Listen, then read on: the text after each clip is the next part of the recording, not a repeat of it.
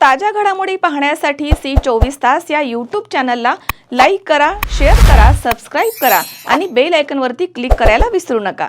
नेवासा येथे श्री रामनवमी निमित्तानं बुधवारी 25 मार्च रोजी संध्याकाळी नेवासा तालुका श्रीराम राज्य उत्सव समितीच्या वतीनं शहरात भव्य शोभायात्रा काढण्यात आली। सियावर रामचंद्र की जय, जय श्रीराम, जय जय श्रीराम या जयघोषानं नेवासा नगरी दुमदुमून गेली।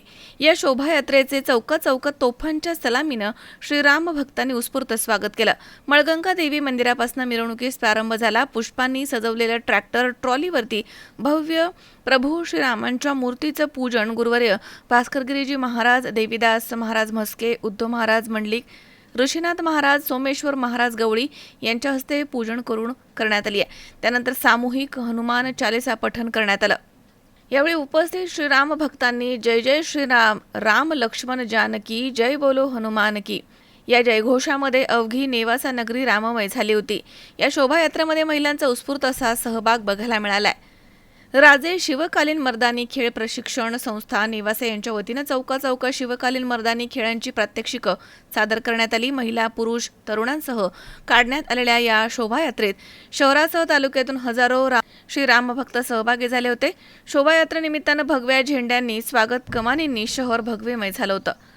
मिरवणूक मार्ग असलेल्या मळगंगा देवी मंदिर, एसटी स्टँड परिसर तसेच श्री खोलेश्वर गणपती चौक, नगरपंचायत चौक, डॉक्टर हेगडेवार चौक, मारुती चौक ते श्री राम मंदिर या रस्त्यावरती भव्य कमानी आणि झालर कनाती उभारण्यात येऊन भगव्या झेंड्यांनी रस्ता भगवामय करण्यात आला होता।